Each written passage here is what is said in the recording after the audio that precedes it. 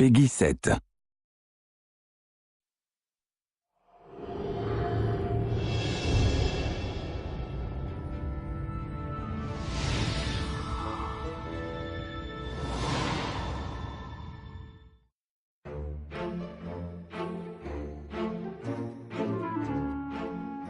The idea for the mashup of visual styles, it came right out of the core concept for the game.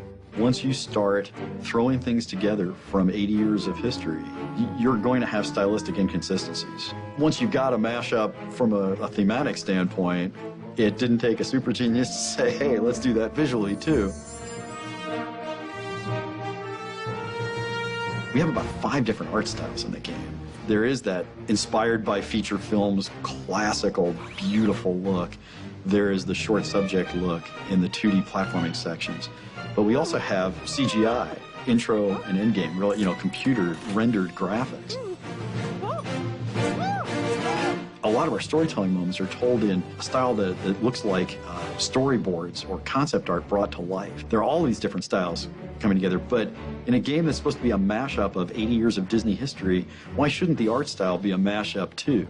It took us a little bit to get our head wrapped around, how we wanted to mash up some of these inspirations, the Haunted Mansion from every different park, as well as, the Lonesome Ghost cartoons. How do those fit together? Different animators from different periods animated differently. So we had an interesting challenge of how to merge all the different styles together. Stylistically, you can figure that out, but from a game design standpoint, the characters that you're going to use and the mechanics and the gags from the old films and the rides, and how do you put these together in an interesting way that's going to keep the player pushing through to explore all of the little nooks and crannies to find out where those inspirations lie.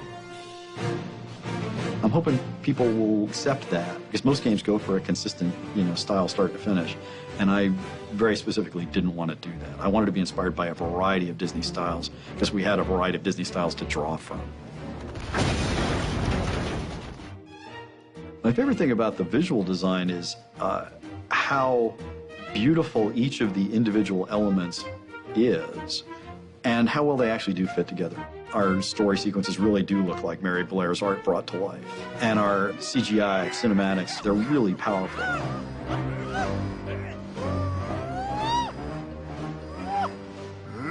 There's like these established sets of rules that people just accept when it comes to a game world. When you make a cartoon game world, all bets are off, because in cartoons, things don't do what everyone normally assumes they're going to do.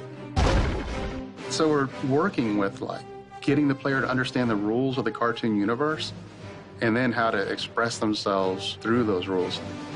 We've got these 2D travel sections that are really kind of classic platforming adventures, and there are a lot of them, and they occupy a fair amount of screen time, of play time, and those are inspired directly by the short cartoons. I want players to feel like they're in Steamboat Willie and in Lonesome Ghost and in Clock Cleaners.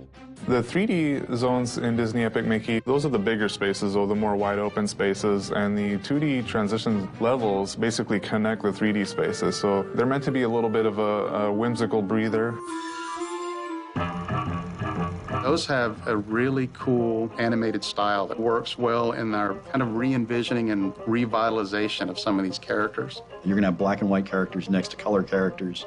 You're going to have animatronics next to character costumes that are all moth-eaten, and kind of decrepit looking. You're going to have musical styles from 1928 all the way up to today. But as long as the player enjoys looking at it, enjoys traversing it, has some fun, gets to interact, if we hit all those things, I think we've got a good level.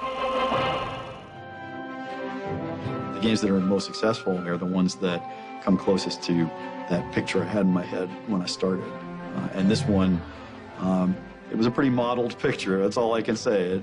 I really just approached this more as a DJ spinning records, taking 2 tunes that don't belong together. Each sounds good on its own, but they sound like something completely different when you combine them.